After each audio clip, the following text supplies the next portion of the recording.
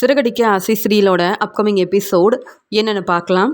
ரோகிணி மனோஜை பார்க்கறதுக்காக மனோஜோட கடைக்கு வராங்க. அந்த சமயம் மனோஜ் ஏற்கனவே என் அம்மா என்கிட்ட கேள்விக்கு மேலே கேள்வி கேட்குறாங்க. உண்மையாகவே ரோகிணி நம்ம வீட்டு வாரிசு தான் சுமந்துட்டு இருக்காளா, இல்லை ரோகிணி சொல்கிறது எல்லாமே பொய் தானா அப்படின்னு என்கிட்ட கேள்வி கேட்குறாங்க. நானும் ரோகிணி சொல்கிறத நம்பாதீங்கன்னு சொல்லிட்டு கடைக்கு வந்தா இந்த ரோகிணி என்ன பார்க்கறதுக்காக மறுபடியும் கடைக்கு வந்திருக்காளே. ரோகிணி என்னை பார்க்கறதுக்காக கடைக்கு வராங்க அப்படின்ற உண்மை மட்டும் என் அம்மாவுக்கு தெரிஞ்சா அவ்வளவுதான். தேவையில்லாமல் பேசி பிரச்சனை செய்வாங்க. அதுக்கப்புறம் நான் என்ன சொன்னாலும் என் அம்மா என்னை நம்பவே மாட்டாங்க. ஏற்கனவே வீட்டில் இருக்க யாருமே என் பேச்சை கேட்க மாட்டேங்கிறாங்க. இப்போ என் பாட்டி வேற வந்திருக்காங்க. ரோகிணி உண்மையை தான் சொல்கிறான்னு தெரிஞ்சுக்கிட்டாங்கன்னா அவ்வளவுதான், எனக்கு தான் பிரச்சனை வரும். எப்படியாவது எனக்கு டிவோர்ஸ் கிடைக்கணும். இப்போ ரோகிணி எதுக்காக இங்கே வந்திருக்காங்கன்னு தெரியலையே அப்படின்னு மனோஜ் யோசிக்கும்போது அங்கே கடைக்கு வந்த ரோகிணி, என்ன மனோஜ், என்னை பார்த்த உடனே சந்தோஷப்படுவேன்னு நினச்சேன். நான் எப்படி இருக்கேன்னு கேட்பேன்னு நினச்சேன். நீ அமைதியாக இருக்க அப்படின்னு ரோகிணி பேசும்போது, இல்லை ரோகிணி, நீ எதுக்கு இப்போ கடைக்கு வந்திருக்க? கடையில் எனக்கு நிறைய வேலை இருக்குது. இப்போ நான் டீலர்ஸை பார்க்கறதுக்காக வேற போகணும். அதனால தான் நீ எதுக்கு வந்திருக்கேன்னு கேட்கும்போது, ஏன் மனோஜ், உனக்கு பணம் தேவைப்பட்டா உடனே என்கிட்ட உதவி கேட்குற. நானும் உனக்கு பணம் கொடுத்து உதவி செய்கிறேன். அது மட்டும் இல்லை மனோஜ், நீ இப்போ இந்த கடைக்கு ஓனராக இருக்கேன்னா அதுக்கு காரணமே நான் தான். நான் மட்டும் உதவி செய்யலைன்னா இந்த கடைக்கு நீ ஓனராகவே இருந்திருக்க முடியாது மனோஜ். அதை புரிஞ்சுக்கிட்டு நீ என் பேச்சை கேட்டால் நல்லாயிருக்கும் அப்படின்னு சொல்லும்போது உடனே மனோஜ் ரோகிணி, உன்னுடைய பேச்சை நான் கேட்கணுமா? எதுக்கு உன்னுடைய பேச்சை நான் கேட்கணும்? அது மட்டும் இல்லை ரோகிணி, நீ எதுக்கு வந்தேன்னு முதல்ல சொல்லிட்டு இங்கேருந்து கிளம்பு அப்படின்னு சொல்லும்போது, இல்லை மனோஜ், நான் உனக்கு சப்போர்ட் பண்ணுறதுக்காக தான் வந்திருக்கேன் அப்படின்னு சொல்லும்போது, அதெல்லாம் நீ எதுவுமே செய்ய வேண்டாம்னு சொல்கிறாங்க. மனோஜ், இவ்வளோ பெரிய கடைக்கு நீ ஓனராக இருக்க, உனக்கு இந்த கடையில் நான் எவ்வளவோ உதவி செஞ்சுருக்கேன். ஆனால் இப்போ என்னை புரிஞ்சுக்காமல் பேசுகிறல்ல, நான் உன்னுடைய வாரிசை சுமந்துட்டுருக்கேன். உங்கள் வீட்டோட முதல் வாரிசை சுமந்துட்டுருக்கேன். நாளைக்கு ஹாஸ்பிட்டல் போகணும், நீ என் கூட வரணும்னு சொன்னல, நீ என்ன ஒன்றுமே தெரியாத மாதிரி கேள்வி கேட்குற? உனக்கு ஞாபகப்படுத்துறதுக்காக தான் வந்தேன் அப்படின்னு சொல்லும்போது, ஹாஸ்பிட்டலுக்கு என்னால் வர முடியாது, உன் பேச்சை கேட்கவும் முடியாது. நீ செஞ்ச உதவியெல்லாம் நான் மறக்கலை. அதே மாதிரி நீ என்னை ஏமாத்திருக்க, எங்கள் வீட்டில் இருக்க எல்லார்கிட்டேயும் பொய் சொல்லியிருக்க, அதெல்லாம் என்னால் மறக்க முடியுமா அப்படின்னு சொல்லும்போது, ஏன் மனோஜ் இப்படிலாம் பேசுகிற? கிறிஷ் உன்கிட்ட பேசணும் அப்படின்னு நினைக்கிறான். உங்கள் வீட்டுக்கு கிறிஷை கூப்பிட்டு வரணும்னு நான் ஆசைப்பட்றேன். ஆனால் நான் நினைக்கிறது எதுவுமே நடக்க மாட்டேங்குது மனோஜ் அப்படின்னு சொல்லும்போது, அதெல்லாம் நீ நினைக்கிறது நடக்கவே நடக்காத ரோகிணி அப்படின்னு சொல்கிறாரு மனோஜ். ஏன் மனோஜ், உங்கள் வீட்டு வாரிசை சுமந்துட்டுருக்கேன். அதே மாதிரி கிறிஷ் என்னுடைய பையன் தானே. கிறிஷையும் நீ ஏற்றுக்கணும், கிறிஷையும் நீ புரிஞ்சுக்கணும். அப்போ தான் நம்ம வாழ்க்கை சந்தோஷமாக இருக்கும் அப்படின்னு ரோகிணி பேசும்போது, போதும் ரோகிணி, ஏற்கனவே உனக்கு நடந்த கல்யாணத்தை என்கிட்ட சொல்லாமல் என்னை ஏமாத்திருக்க. அது மட்டும் இல்லாமல் கிறிஷ் உன்னுடைய பையன்ற உண்மையை சொல்லாமல் என்னை ஏமாத்தினேன். இப்போ நீ சொல்கிற எல்லாத்தையும் நான் கேட்கணும்னு நினச்சா எப்படி? என்னால் எதையுமே மறக்க முடியல. அதே மாதிரி உன்னை என்னால் ஏற்றுக்கவும் முடியாதுன்னு சொல்லும்போது, மனோஜ், கண்டிப்பாக நீ என்னை ஏற்றுப்ப, என்னை புரிஞ்சுப்ப. ஏன்னா உங்கள் வீட்டு வாரிசை நான் சுமந்துட்டுருக்கேன்னு சொல்லும்போது, ஆமாம் ரோகிணி, அப்படியே இருந்தாலும் நீ உண்மையை நிரூபித்தாலும் நீ சொல்கிற எல்லாத்தையும் கேட்க வேண்டிய அவசியம் எனக்கு இல்லை. அப்படியே உன்னை ஏற்றுக்கணுன்ற அவசியமும் எனக்கு இல்லை அப்படின்னு சொல்கிறாரு மனோஜ். உடனே இங்கே ரோகிணி சொல்கிறாங்க, என்ன மனோஜ் இப்படிலாம் பேசுகிற அப்படின்னு கேட்கும்போது, நான் சரியாக தான் பேசுகிறேன்.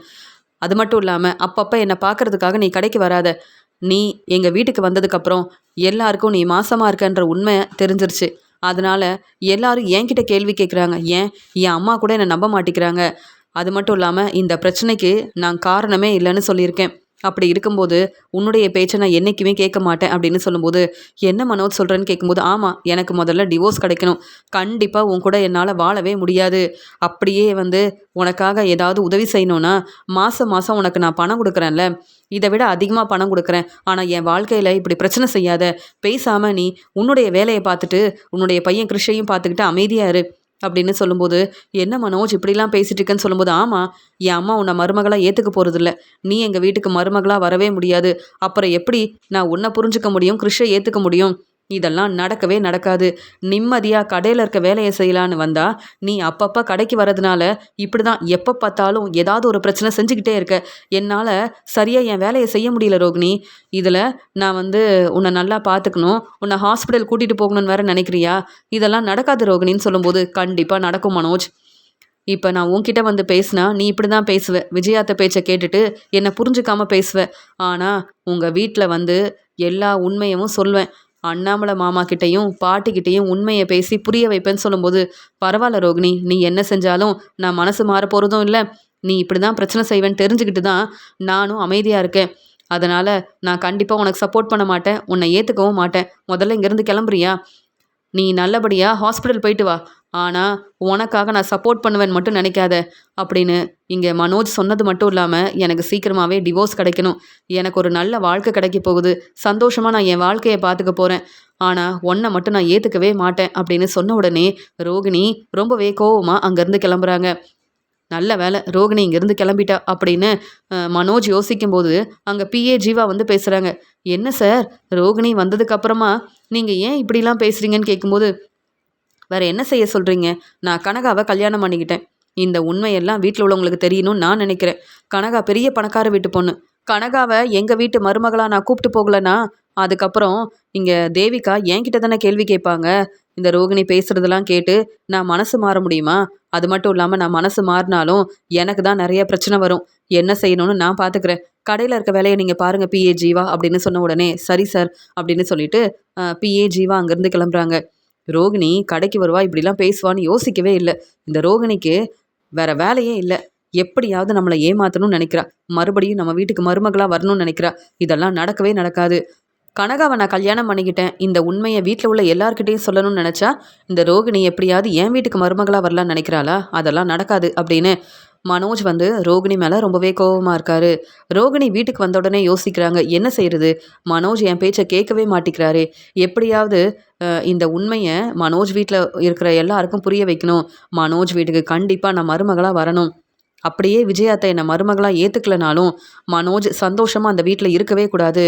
மனோஜுக்கு வந்து விஜயாத்தை ரொம்ப இடம் கொடுக்குறாங்க, ரொம்ப சப்போர்ட் பண்ணுறாங்க. அதனால தானே மனோஜ் என்ன வேணாலும் செய்யலான்னு நினைக்கிறாரு. என்ன ஏமாத்தணும்னு நினச்சா நான் பொறுமையாக இருப்பேனா? மனோஜ் கண்டிப்பாக நான் அமைதியாக இருக்க போகிறதே கிடையாது அப்படின்னு மனோஜ் பேசின பேச்சால் மனோஜ் மேலே ரொம்பவே கோபமாக இருக்காங்க ரோகிணி. இங்கே முத்துவோட வீட்டில் அண்ணாமலை யோசிக்கிறாரு, முத்துவும் மீனாவும் இனி சந்தோஷமாக அவங்க வாழ்க்கையை பார்த்துப்பாங்கன்னு நினச்சேன். ஆனால் இப்போ என்னுடைய அம்மா வந்ததுக்கப்புறமா மீனாவும் ஸ்ருதியும் ஒரு ரூமில் தங்குறாங்க, ரவியும் முத்துவும் இந்த ரூமில் தங்குறாங்க. அப்படி இருக்கும்போது முத்துவும் மீனாவும் சரியாக பேசிக்க கூட முடியல. அப்படி இருந்தால் இங்கே மீனாவும் முத்துவும் எவ்வளோ மனசு வேதனைப்படுவாங்க. அதே மாதிரி ரவியும் ஸ்ருதியும் எப்பயுமே ரெஸ்டாரண்ட்டில் அவங்க வேலையை பார்த்துக்கிறாங்க, அவங்க பேசிக்கிறதுக்கு அவங்களுக்கு நேரம் கிடைக்கும். ஆனால் முத்துவுக்கும் மீனாவுக்கும் அப்படி இல்லை. முத்து சவாரிக்கு போகணும், ட்ராவல்ஸ் வேலையை பார்க்கணுன்னு நிறைய வேலை இருக்குது. அதே மாதிரி மீனாவுக்கு டெக்கரேஷன் ஆர்டர் செய்யணும், பூக்கடைக்கு போகணும்னு நிறைய வேலை இருக்குது. வீட்டுக்கு வந்தாலும் விஜயாவுக்காக உதவி செய்யணும்னு மீனா கிச்சனில் இருக்க வேலையை செஞ்சுக்கிட்டே இருப்பாள். அப்படி இருக்கும்போது முத்து மீனாவால் சரியாக பேசவும் முடியல. என்ன செய்கிறதுன்னு யோசிக்கும்போது என் அம்மா கிட்ட உண்மையை சொல்லவும் முடியல. எங்கள் முத்துவுக்கும் மீனாவுக்கும் கல்யாண ஏற்பாடெல்லாம் செய்யணும் அப்படின்னு சொல்லி எப்படியாவது பேசலாமா, என்ன செய்யறதுன்னு தெரியலையேன்னு அண்ணாமலை யோசிக்கும்போது அந்த சமயம் முத்து மீனா கிட்ட பேசுறதுக்காக பாட்டிக்கு தெரியாம மீனாவை மாடிக்கு கூப்பிட்டு வராரு. என்ன மீனா, பாட்டி வந்ததுக்கப்புறம் நீ என்கிட்ட பேசவே மாட்டேங்கிறேன்னு சொல்லும்போது நீங்கள் தானங்க சொன்னீங்க நமக்கு கல்யாணமான உண்மை பாட்டிக்கு தெரியக்கூடாது, இந்த உண்மையை சொல்ல வேண்டான்னு. அதனால தான் நீங்கள் என் ஃப்ரெண்டுன்னு பேசிகிட்டு இருக்கேன். ஆனால் எப்பயும் போல் உங்ககிட்ட பேச முடியாதுங்க அப்படின்னு சொல்லும்போது, என்ன மீனா இதெல்லாம், என்ன நீ எனக்கு எவ்வளவோ சப்போர்ட் பண்ணுற, உதவி செய்கிற, ஆனால் இப்போல்லாம் உங்ககிட்ட பேசவே முடியலன்னு மாடியில் முத்து சந்தோஷமாக பேசிகிட்டு இருக்கும்போது, முத்து எங்கே அப்படின்னு பாட்டி ரூமில் பார்த்துட்டு முத்து எங்கே போயிருக்கான்னு தெரியலையேன்னு மாடிக்கு வராங்க. முத்துவும் மீனாவும் ரொம்ப சந்தோஷமாக பேசிகிட்டு இருக்கிறத பாட்டி கவனிக்கிறாங்க. மீனா, என்ன இதெல்லாம், நீ இவங்க வீட்டில் தங்கியிருக்க அவ்வளவுதானே? அண்ணாமலையோட ஃப்ரெண்டு பொண்ணு தானே நீ, நீ என்ன முத்துக்கிட்ட இவ்வளோ நேரம் பேசிகிட்டு இருக்க, நீங்கள் எதுக்கு தனியாக மாடியில் பேசிகிட்டு இருக்கீங்க அப்படின்னு கேட்கும்போது, இல்லை பாட்டி, நான் சும்மா தான் பாட்டி இங்கே வந்தேன்னு சொல்கிறாங்க மீனா. இல்லையே, நான் பார்க்கும்போது சந்தோஷமாக சிரித்து பேசிகிட்டு இருந்தீங்களே, என்ன நடக்குதுன்னு கேட்டுட்டு முத்து மீனாவை கூப்பிட்டு போயிட்டு அண்ணாமலை விஜயானி எல்லாரும் முன்னாடி பாட்டி பேசுகிறாங்க. அண்ணாமலை இதெல்லாம் சரியில்லை, பேசாமல் மீனாவுக்கும் முத்துவுக்கும் கல்யாண ஏற்பாடு செய்கிறது தான் சரின்னு எனக்கு தோணுது. முதல்ல மீனாவோட அப்பாவை கிளம்பி வர சொல்லு, நம்ம கல்யாண ஏற்பாடெல்லாம் செய்யலான்னு சொல்லும்போது மீனாவும் முத்துவும் ஒருத்தரை ஒருத்தர் பார்த்து சந்தோஷமாக சிரிக்கிறாங்க. உடனே அண்ணாமலை சொல்கிறாங்க, ஏற்கனவே முத்துவுக்கும் மீனாவுக்கும் கல்யாணம் ஆயிடுச்சுன்ற உண்மையை எப்படி அம்மா கிட்ட சொல்கிறதுன்னு யோசிக்கும்போது இங்கே விஜயா யோசிக்கிறாங்க, இங்கே மனோஜுக்கு எப்படியாவது ஒரு நல்ல வாழ்க்கையை அமைச்சு கொடுக்கணும்னு நினச்சா முத்து மீனா வாழ்க்கையில் மட்டும்தான் எல்லாம் நல்லபடியாக நடக்குது, அவங்க நினைக்கிறதெல்லாம் நல்லபடியாக நடக்குது அப்படின்னு விஜயா பார்த்துக்கிட்டே இருக்காங்க.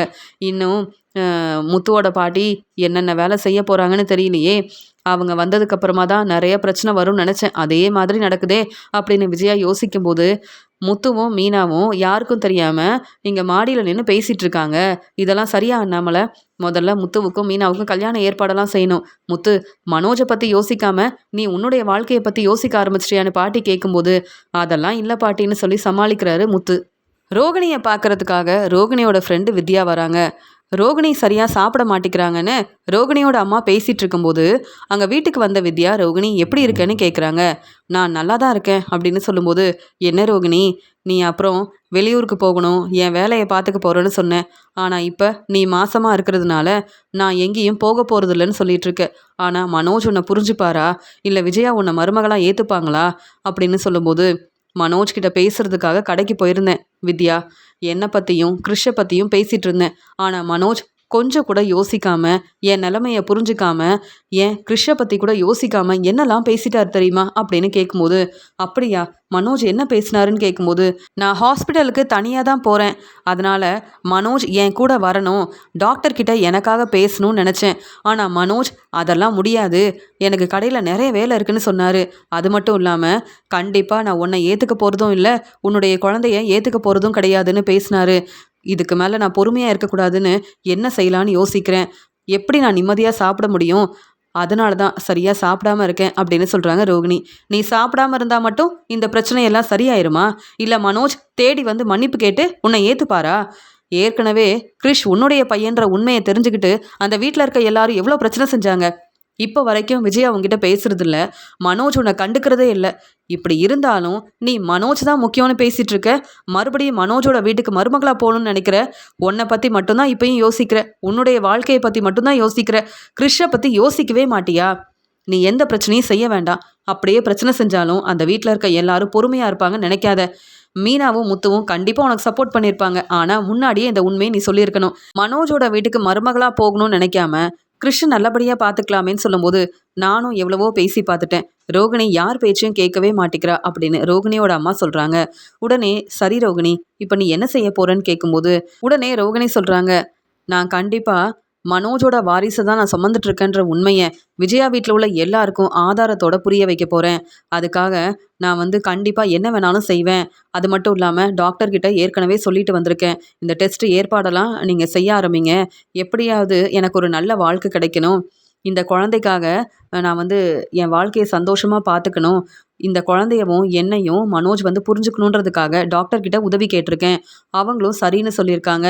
எனக்கு இந்த ஆதாரம் மட்டும் கிடச்சிதுன்னா அதுக்கப்புறம் அண்ணாமலை, முத்துவோட பாட்டி, விஜயான்னு எல்லார்கிட்டையும் எனக்காக நானே பேசுவேன். இப்போ மனோஜ் விஜயா கிட்ட பொய் சொல்லிட்டு இருக்காரு. எனக்கும் இந்த பிரச்சனைக்கும் எந்த சம்மந்தமும் இல்லைன்னு மனோஜ் பொய் சொல்கிறதால இங்கே விஜயா மனோஜை தலையில் தூக்கி வச்சு கொண்டாடுறாங்க. இங்கே விஜயா மனோஜுக்கு ரொம்ப சப்போர்ட் பண்ணுறாங்க. இப்போ நான் மனோஜுக்கு உதவி செஞ்சதால தான் மனோஜ் இப்போ பெரிய கடைக்கு ஓனராக இருக்காரு. அதை பற்றியெல்லாம் மனோஜ் கொஞ்சம் கூட யோசிக்கவே மாட்டேங்கிறாரு. அப்படி இருக்கும்போது நான் மட்டும் பொறுமையாக இருக்கணுமா? உன்னை என்னால் ஏற்றுக்கவே முடியாது ரோகிணின்னு மனோஜ் சொன்னதுக்கு சரியான பதில் கொடுக்கறதுக்காக இப்போவே நான் எல்லா ஏற்பாடையும் செய்ய போகிறேன்னு சொல்லும்போது, என்ன ரோகிணி இதெல்லாம் அப்படின்னு கேட்கும்போது, வேறு என்ன செய்ய முடியும்? எனக்காக மட்டும் இல்லை, நீ சொன்ன மாதிரி என் பையன் கிறிஷுக்காகவும் தான் நான் இப்போ இவ்வளோ கஷ்டப்படுறேன். விஜயா வீட்டுக்கு மருமகளாக போகணுன்னு நினைக்கிறேன். இத்தனை நாள் கிறிஷ் தனியாகவே இருந்துட்டான். ஆனால் விஜயா வீட்டுக்கு நான் போயிட்டேன்னா கிறிஷையும் கூப்பிட்டு போயிடுவேன். அங்கே முத்து, மீனா, ரவி, ஸ்ருதி, அண்ணாமலை, பாட்டி எல்லாரும் கிறிஷை நல்லா பார்த்துப்பாங்க. நான் நினச்ச வாழ்க்கையே எனக்கு கிடைக்கும். அதே மாதிரி நான் நினச்ச மாதிரி கண்டிப்பாக மனோஜோட வீட்டுக்கு நான் மருமகளாக போக தான் போகிறேன்.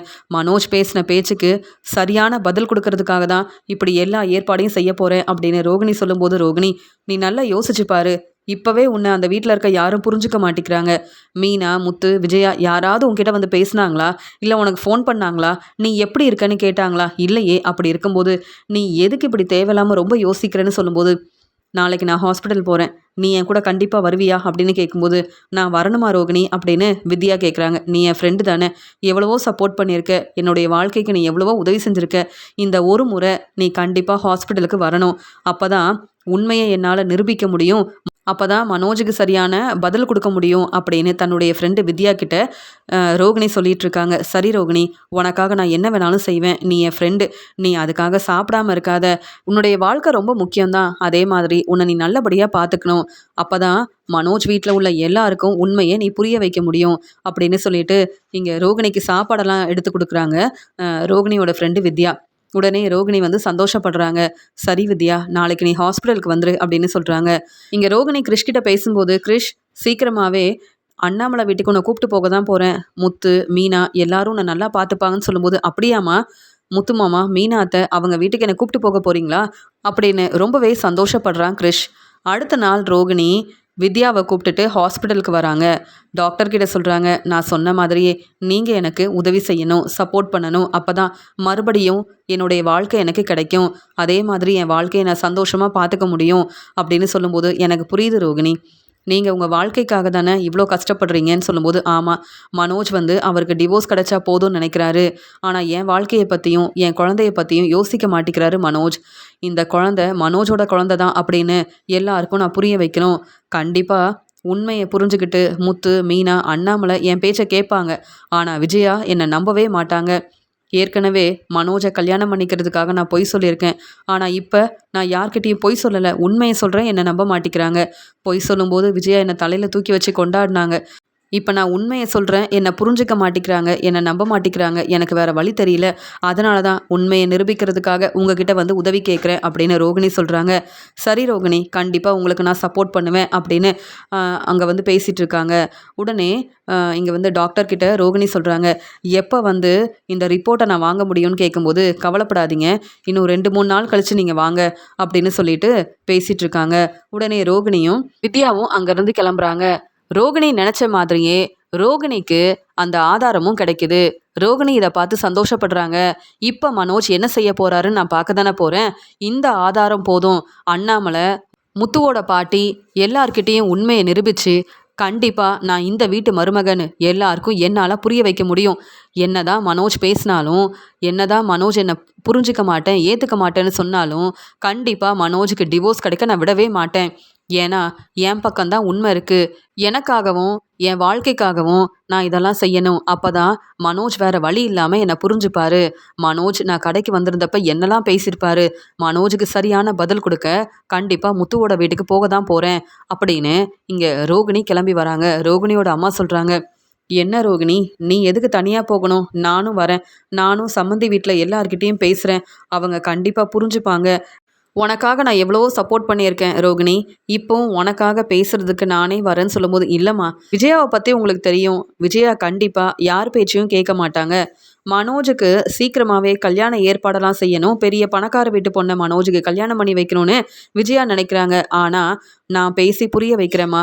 அது மட்டும் இல்லாமல் இனி நான் வந்து மனோஜ் வீட்டில் தான் தங்க போகிறேன் அப்படின்னு சொல்லும்போது, இல்லை ரோகிணி, நானும் வரேன் அப்படின்னு சொல்லிட்டு ரோகிணியோட அம்மாவும் இங்கே அண்ணாமலையோட வீட்டுக்கு கிளம்பி வராங்க. ரோகிணியோட அம்மாவும் வந்த உடனே மனோஜ் வந்து ரொம்ப கோவமா அம்மா அப்படின்னு விஜயாவை கூப்பிடுறாரு. விஜயா சொல்கிறாங்க, என்ன மனோஜ், என்ன ஆச்சுன்னு கேட்கும்போது, இங்கே பாருங்கம்மா, இந்த ரோகிணியோட அம்மாவும் வந்திருக்காங்கன்னு சொல்லும்போது, ஆமாம், இவங்க எதுக்கு இங்கே வந்திருக்காங்க? ஏற்கனவே ரோகிணி மாசமாக இருக்கான்னு தெரிஞ்சதுக்கப்புறம் சரியாக என்னால் தூங்கவே முடியல. எப்போ பார்த்தாலும் இந்த ரோகிணியோட ஞாபகமாகவே இருக்குது. மறுபடியும் ரோகிணி நம்ம வீட்டுக்கு மருமகளாக வந்துருவாளோன்னு எனக்கு தோணுது. ஆனால் இப்போ இவங்க எதுக்காக வந்திருக்காங்கன்னு இங்கே விஜயா கேட்கும்போது, எனக்கு என்னம்மா தெரியும், எனக்கு எதுவுமே தெரியாதுன்னு சொல்கிறாரு மனோஜ். வீட்டில் இருக்க எல்லாரும் வராங்க. உடனே பாட்டி சொல்கிறாங்க, ஆமாம், இவங்க யார்? ஏன் மனோஜ் ரொம்ப பதட்டமாக இருக்கான் விஜயா? நீ எதுக்கு இவ்வளோ சத்தமாக பேசுகிற அப்படின்னு சொல்லும்போது, அங்கே வந்த ரோகிணி சொல்கிறாங்க, பாட்டி, நான் உங்ககிட்ட உண்மையை சொல்கிறேன் அப்படின்னு சொல்லும்போது, நீ என்ன உண்மையை சொல்ல போகிற? நீ எதுக்கு எங்கள் வீட்டுக்கு வந்திருக்க அப்படின்னு கேள்வி கேட்கும்போது அண்ணாமலை சொல்கிறாங்க, அம்மா, நீங்கள் கொஞ்சம் பொறுமையாக இருங்கம்மா, நான் பேசுகிறேன்னு சொல்லிட்டு, என்ன ரோகிணி, எதுக்கு இங்கே வந்திருக்க அப்படின்னு அண்ணாமலை கேட்கும்போது, உங்கள் பையன் மனோஜ்கிட்ட இந்த கேள்வியை நீங்கள் கேட்டிருக்கணும். உங்கள் வீட்டு வாரிசை சுமந்துட்டுருக்கேன், ஆனால் மனோஜ் என்ன புரிஞ்சுக்க மாட்டேங்கிறாரு. நான் ஹாஸ்பிட்டலுக்கு தனியாக போகிறேன். மனோஜ் என்னுடைய ஹஸ்பண்ட் தானே. மனோஜ் எனக்காக ஹாஸ்பிட்டலுக்கு வரலாமே. ஆனால் மனோஜுக்கு சீக்கிரமாக ஒரு நல்ல வாழ்க்கை கிடைக்கணுமா. அதனால் என்னை புரிஞ்சுக்க மாட்டாராம், என்னையும் புரிஞ்சுக்க மாட்டாராம், என் குழந்தையவும் ஏற்றுக்க மாட்டாராம். இப்படி இருந்தால் நான் உங்கள் வீட்டுக்கு தானே வர முடியும், உங்ககிட்ட தானே கேள்வி கேட்க முடியும். என் பக்கம் உண்மை இருக்குது, அதனால தான் உங்கள் வீட்டுக்கு வந்திருக்கேன் அப்படின்னு சொல்லும்போது, விஜயா ரொம்ப கோவமா, என்னது நீ உண்மையை பேசுறதுக்காக வந்திருக்கிறியா? பரவாயில்லையே, உனக்கு உண்மையெல்லாம் பேச தெரியுமா? இத்தனை நாள் எங்களை பொய் சொல்லி ஏமாத்துறது போதாதுன்னு இப்போ நீ இங்கே வந்து பேசிட்டு இருக்கியா? இப்போ எதுக்கு இங்கே வந்திருக்கேன்னு சொல்லும்போது, நான் உங்கள் வீட்டு வாரிசை சுமந்துட்டு இருக்கேன்னு சொல்லும்போது, மறுபடியும் இப்படி பொய் சொல்லாத. நீ ஏற்கனவே கிறிஷை வந்து நாங்கள் ஏற்றுக்கணும், மனோஜ் கிறிஷை புரிஞ்சுக்கணுன்றதுக்காக இந்த வீட்டுக்கு மருமகளாக வந்து எவ்வளோ பெரிய பிரச்சனை செஞ்சேன்னு எனக்கு தெரியாதா? இப்போ நீ சொல்கிறதெல்லாம் உண்மைன்னு எப்படி நம்ப முடியும்? நீ எங்கள் வீட்டு வாரிசை தான் சுமந்துட்டுருக்கன்னு நீ சொல்லலாம். ஆனால் மனோஜ் அப்படி சொல்லவே இல்லையே. நீ மறுபடியும் பொய் சொல்கிற. மனோஜை பற்றி நீ என்ன யோசிக்கிற? மனோஜுக்கு பெரிய பணக்கார வீட்டு பொண்ணை கல்யாணம் பண்ணி வைக்க போகிறேன். அது மட்டும் இல்லாமல் ரோகிணி பொய் சொல்கிறாங்க. இந்த குழந்தைக்கும் எனக்கும் எந்த சம்மந்தமும் இல்லைன்னு மனோஜ் ரொம்ப தெளிவாக சொல்லிட்டான். இதுக்கு மேலே நீ பேசின அவ்வளவுதான். ஏற்கனவே கிறிஷ் வந்து எங்கள் வீட்டிலேயே இருக்கணுன்றதுக்காக கிறிஷுக்கும் உனக்கும் வசதியான வாழ்க்கை கிடைக்கணுன்றதுக்காக பொய் சொல்லி ஏமாத்தினேன். ஏற்கனவே நடந்த கல்யாணத்தை பற்றி சொல்லாமல் எங்ககிட்ட அவ்வளோ பொய் சொன்னேன். இப்போ என்ன, எப்படியும் இந்த வீட்டுக்கு மருமகளாக வரணுன்றதுக்காக மாசமாக இருக்கேன்னு பொய் சொல்கிறியா? இல்லை மனோஜோட குழந்தைய நான் சுமந்துட்டு இருக்கேன்னு சொன்னால் நாங்கள் எல்லாரும் உன்னை மருமகளாக ஏற்றுப்போம், இந்த வீட்டுக்கு வரலாம், வசதியான வாழ்க்கை கிடைக்குன்றதுக்காக பொய் சொல்கிறியா அப்படின்னு சொல்லும்போது, விஜயாத்த இதுக்கு மேலே நீங்கள் பேசுனீங்க நான் பொறுமையாக இருக்க மாட்டேன். நீங்கள் பெரியவங்க தானே, நான் எதுக்காக பொய் சொல்லணும்னு யோசிக்க மாட்டிங்களா? இந்த விஷயத்தில் நான் பொய் சொல்லணும்னு யோசிக்கவே இல்லை. அது மட்டும் இல்லாமல் மனோஜுக்கு எல்லா உண்மையும் தெரியும். நான் மனோஜோட கடையில் தங்கியிருந்தேன். அது மட்டும் இல்லாமல் மனோஜ் தான் அவரோட கடைக்கு என்ன வர சொன்னார். மனோஜுக்கு உதவி செய்கிறதுக்காக தான் போனேன். மனோஜோட பேச்சை கேட்டு தான் என்னுடைய தப்புன்னு புரிஞ்சுக்கிட்டேன். ஆனால் மனோஜ் இப்படி எனக்கு சப்போர்ட் பண்ணாமல் இப்படி பேசுவாருன்னு யோசிக்கவே இல்லை. நான் மனோஜோட வாரிசை தான் சுமந்துட்டுருக்கேன், உங்கள் வீட்டோட முதல் வாரிசை தான் சுமந்துட்டுருக்கேன்னு சொல்லும்போது, போதும் இதுக்கு மேலே நீ பேச வேண்டாம். மீனாவும் முத்துவும் ஹாஸ்பிட்டலுக்கு வந்திருக்காங்க. மீனாவுக்கு நிறைய பிரச்சனை இருக்குது. இனி மீனாவால் உங்கள் வீட்டுக்கு ஒரு வாரிசு தர முடியாதுன்னு சொன்னியே. ஆனால் மீனாவும் முத்துவும் சந்தோஷமாக அவங்க வாழ்க்கையை பார்த்துக்கிறாங்க. அது மட்டும் இல்லாமல் நீ நினச்ச மாதிரியே எங்கள் வீட்டுக்கு மருமகளாக வர முடியாதுன்னு சொல்லும்போது, உடனே ரோகிணி கொண்டு வந்த அந்த பேப்பரை எல்லார்கிட்டேயும் கொடுக்குறாங்க. இப்போ நீங்கள் புரிஞ்சுப்பீங்க. மனோஜ் பேச்சை கேட்குற நீங்கள் உண்மையை புரிஞ்சுக்க வேண்டாமா?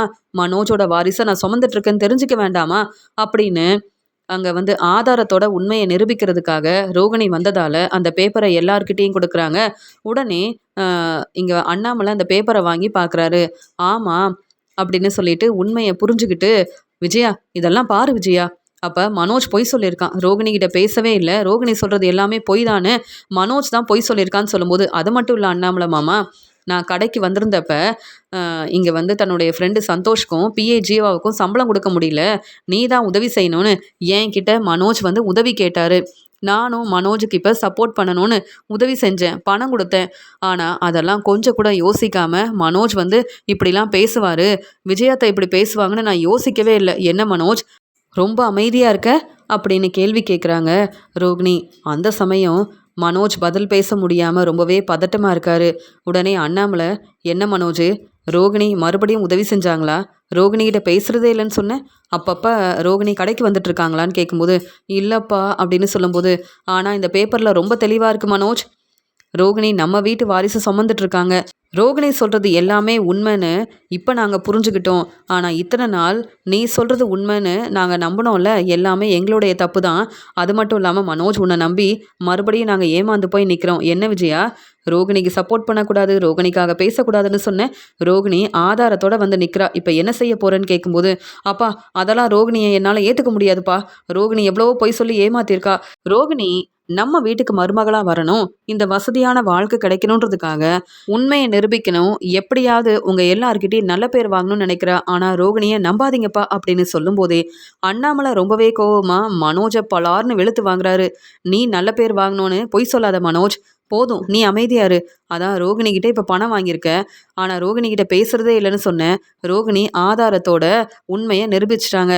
இனி கண்டிப்பாக உனக்கு டிவோர்ஸ் கிடைக்க வாய்ப்பே இல்லை. இதுக்கு மேலே நீ பேச வேண்டாம் மனோஜ்னு சொல்லும்போது இங்கே விஜயா வந்து பேருதிர்ச்சியோடு நிற்கிறாங்க. மனோஜ் உங்ககிட்ட நான் தினமும் கேட்டேன், ரோகிணி சொல்கிறது எல்லாமே உண்மைதானா அப்படின்னு கேட்டப்ப, இல்லைம்மா இந்த பிரச்சனைக்கும் எனக்கும் எந்த சம்மந்தமும் இல்லை, நான் ரோகிணிகிட்ட பேசுகிறதே இல்லைன்னு சொன்னியே மனோஜ், இப்போ பாத்தியா அப்படின்னு கேள்வி கேட்கும்போது பாட்டிக்கு அப்போ தான் உண்மை புரியுது. அப்போ ஏற்கனவே மனோஜுக்கு கல்யாணம் நடந்திருக்கு அப்படின்னு பாட்டி புரிஞ்சுக்கிட்டு, ரோகிணி வந்து உண்மையை தான் சொல்கிறாங்க விஜயா. அது மட்டும் இல்லாமல் மனோஜ், நீ என்ன சாதாரண வேலையாக செஞ்சுருக்க, வீட்டில் இருக்க எல்லாரையும் தலைகுனிய வச்சிட்ட மனோஜ், வீட்ல இருக்க எல்லாரையும் தலகுனிய வச்சுட்ட மனோஜ். இப்ப நாங்க என்ன பதில் சொல்ல முடியும்? நீ தான் மனோஜ் பொய் சொல்ற அப்படின்னு சொல்லும்போது அண்ணாமலை ரொம்ப கோவமா மனோஜ பலார்னு வெளுத்து வாங்குறாரு. உடனே மனோஜ் அழுதுகிட்டே பாட்டி எனக்காக நீங்க தான் பாட்டி சப்போர்ட் பண்ணணும்னு சொல்லும்போது எப்படி மனோஜ் சப்போர்ட் பண்ண முடியும்? என்ன இருந்தாலும் ரோகிணி நம்ம வீட்டு மருமக. இப்ப அவங்க மாசமா இருக்காங்க. ஆனா ரோகிணியை ஏத்துக்க மாட்டேன்னு சொல்ற. அதே மாதிரி பெரிய பணக்கார வீட்டு பொண்ணை தான் கல்யாணம் பண்ணிப்பேன்னு சொல்ற. என்ன மனோஜ் இதெல்லாம் அப்படின்னு பாட்டி கேள்வி கேட்கும்போது ரோகிணி நீ கவலைப்படாம இருன்னு பாட்டி சொல்றாங்க. விஜயா இந்த பிரச்சனைக்கெல்லாம் காரணம் நீ தான் அப்படின்னு பேசிட்டு இருக்கும்போது இங்க விஜயா பேரதிர்ச்சியோட நிக்கிறாங்க. பதில் பேச முடியாம அமைதியா நிக்கிறாங்க. உடனே அண்ணாமலை சொல்றாங்க, அம்மா இந்த பிரச்சனைக்கெல்லாம் காரணம் மனோஜ் மட்டும் இல்லை விஜயாவும் தான். ஆனால் மனோஜ் இனி என் வீட்டில் இருக்கவே கூடாது. பாத்தியா உண்மையை நிரூபிக்கிறேன்னு ரோகிணி எங்ககிட்ட வந்து கேள்வி கேட்குறா. இதுக்கு மேலே நாங்கள் எப்படி பதில் சொல்ல முடியும் மனோஜ் அப்படின்னு. ரோகிணியும் ரோகிணியோட அம்மாவும் அண்ணாமலை வீட்டுக்கு வந்து உண்மையை நிரூபித்ததால இங்கே மனோஜ் கிட்ட கேள்விக்கு மேலே கேள்வி கேட்குறாரு அண்ணாமலை. ரோகிணி வீட்டுக்கு வந்து உண்மையை புரிய வச்சது மட்டும் இல்லாமல் இனி நான் மனோஜ் வீட்டில் தான் இருப்பேன் அப்படின்னு ரோகிணி சொன்னதால மனோஜ் மேலே ரொம்பவே கோவமாக இருக்காரு அண்ணாமலை. ரோகிணியால் இப்போ நான் வசமாக மாட்டிக்கிட்டேன் அப்படின்னு ரோகிணி மேலே ரொம்பவே கோவமாக இருக்காரு மனோஜ்.